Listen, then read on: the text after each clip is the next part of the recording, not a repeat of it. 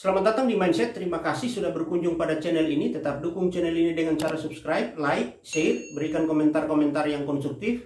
Dan jika ada hal spesifik yang ingin didiskusikan lebih lanjut terkait persoalan-persoalan hukum, dapat mengirim pesan surat kepada kami melalui email yang telah kami sertakan dalam deskripsi video ini. Cukup lama saya tidak mengupdate video-video terbaru, alasan klasik, karena kesibukan yang tidak dapat ditinggalkan.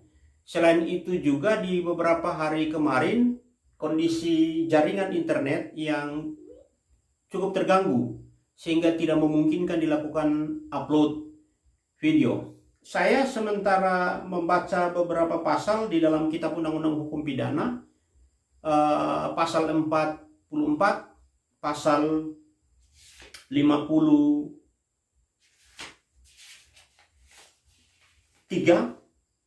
lalu kemudian pasal 50, pasal 44, pasal 50, pasal 53. Nah, terkait hal-hal itu sebetulnya pertanyaan-pertanyaan itu diulas secara substantif, secara mendalam di kelas-kelas ilmu hukum.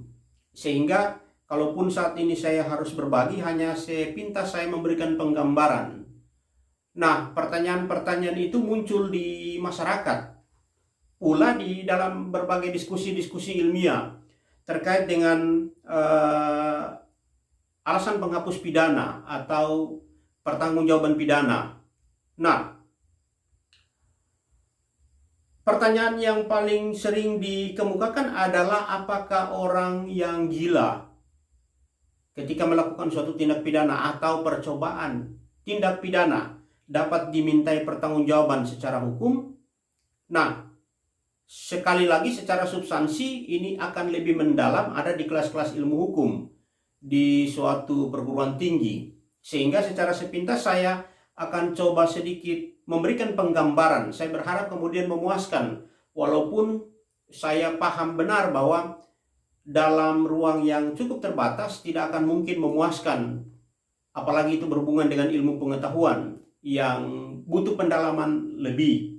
Nah, terkait dengan percobaan melakukan tindak pidana sudah saya ulas pada video saya sebelumnya.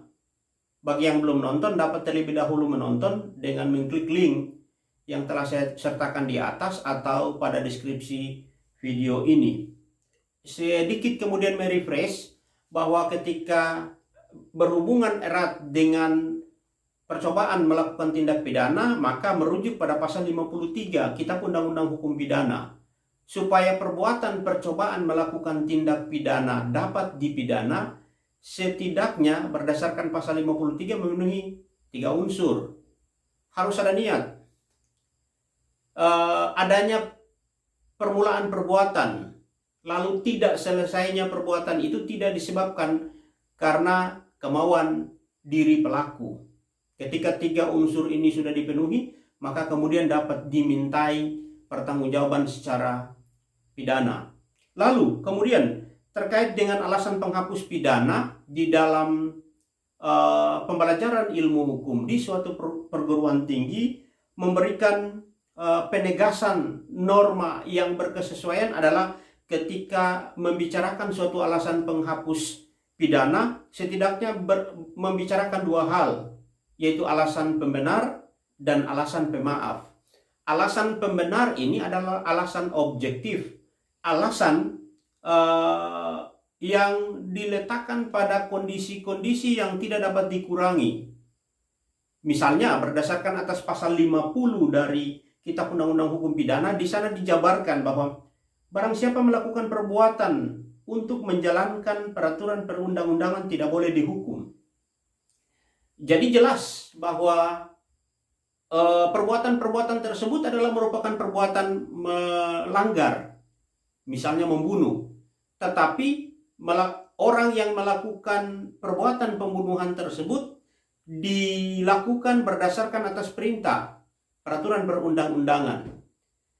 Di beberapa tahun kemarin kita dapat mengamati kasus-kasus terorisme, di mana pelaku kasus-kasus terorisme itu diperiksa dalam suatu proses peradilan, lalu kemudian diputus oleh peradilan, oleh hakim, dan kemudian dilakukan proses eksekusi.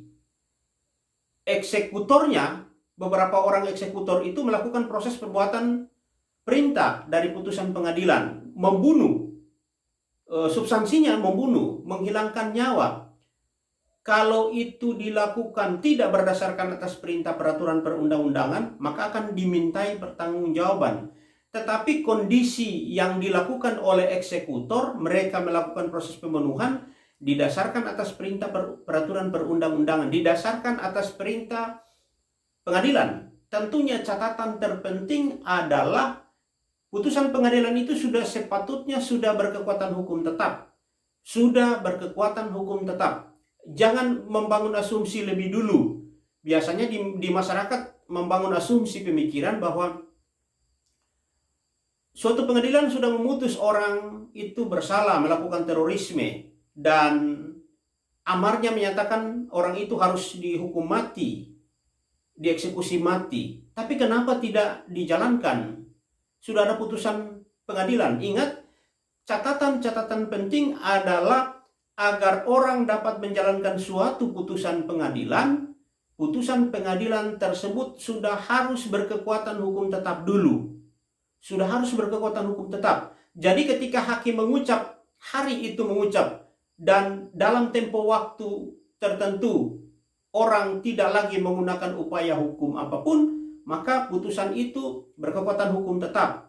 Tapi ketika setelah hakim mengucap dan si terpidana ini menggunakan upaya hukum, apakah banding kasasi, maka tentunya proses eksekusi itu ditahan sebentar sampai putusan itu berkekuatan hukum tetap. Berkekuatan hukum tetap itu bisa ada di pengadilan negeri, bisa ada di pengadilan tinggi, bisa ada di Mahkamah Agung. Jadi harus berkekuatan hukum tetap dulu, baru dapat dilakukan proses eksekusi. Cukup jelas terkait dengan alasan pembenar. Jadi eksekutor itu tidak dapat dimintai pertanggungjawaban secara hukum berdasarkan hukum pidana karena mereka melakukan perintah dari undang-undang atau perintah berdasarkan atas putusan pengadilan. Alasan pembenar. Lalu kemudian alasan penghapus pidana karena alasan pemaaf atau alasan subjektif. Alasan subjektif itu maksudnya digantungkan pada kondisi pelaku tindak pidana. Kondisi kejiwaan, orang gila. Orang gila ketika melakukan suatu tindak pidana, tentunya yang dia lakukan adalah perbuatan melawan hukum, melanggar hukum. Perbuatan pembunuhan, misalnya orang gila membunuh orang lain. Harus diingat bahwa ketika orang gila melakukan proses pembunuhan, maka tentunya tidak kemudian perkara itu tidak ditindaklanjuti. Perbuatan pembunuhan yang dilakukan oleh orang gila itu harus ditindaklanjuti melalui proses penyelidikan, penyidikan, pelimpahan berkas perkara itu ke kejaksaan untuk dilakukan proses penuntutan dan lalu proses pemeriksaan di dalam pengadilan. Jadi orang gila itu tetap akan diperiksa berdasarkan atas mekanisme yang terbangun dalam sistem hukum pidana.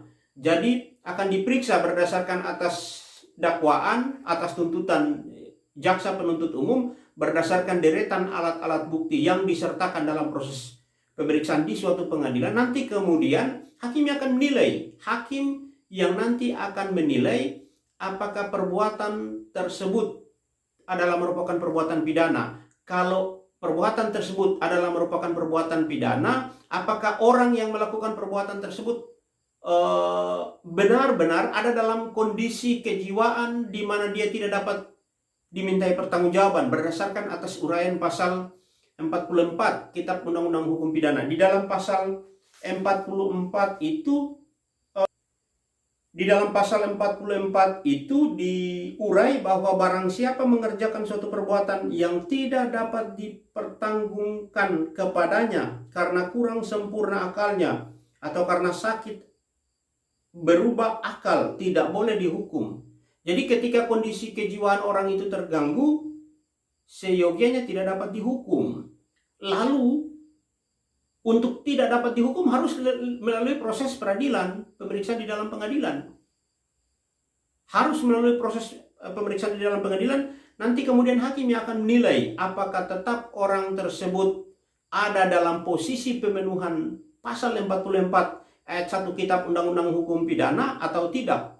Kalau memenuhi, maka di dalam pasal 44 ayat 2 ditegaskan bahwa bisa saja kemudian ketika kondisi kejiwaan orang itu terganggu, maka kemudian hakim dapat memerintahkan pelaku ditempatkan di rumah sakit jiwa untuk kemudian diperiksa selama 1 tahun. Jadi penegasannya adalah, pertama, terhadap alasan pembenar berdasarkan atas rujukan pasal 50, maka orang-orang yang melakukan tindak pidana berdasarkan atas perintah perundang-undangan tidak dapat dipidana. Tidak dapat dipidana. Lalu kemudian terhadap alasan pemaaf yang merujuk pada pasal 44 Kitab Undang-Undang Hukum Pidana, orang-orang gila, orang-orang yang tidak dapat kondisi subjektif, kondisi kejiwaannya terganggu, tidak dapat dimintai pertanggungjawaban secara hukum, tetapi harus melalui proses mekanisme pemeriksaan di dalam pengadilan. Artinya proses penyelidikannya jalan, lalu dilimpahkan ke kejaksaan, dilakukan proses penuntutan, setelah itu kemudian diperiksa di dalam pengadilan. Saya berharap kemudian video ini dapat menambah sedikit kasana terkait dengan ilmu hukum dan dapat sedikit memberikan kontribusi kepada masyarakat umum, sehingga jangan membangun asumsi liar yang tidak kita pahami secara baik. Mungkin ini, tetap dukung channel ini dengan cara subscribe, like, share, berikan komentar-komentar yang konstruktif, dan jika ada hal spesifik yang ingin didiskusikan terkait dengan persoalan-persoalan hukum, dapat mengirim pesan surat kepada kami melalui email yang telah kami sertakan dalam deskripsi video ini. Sekian dari saya. Salam hormat.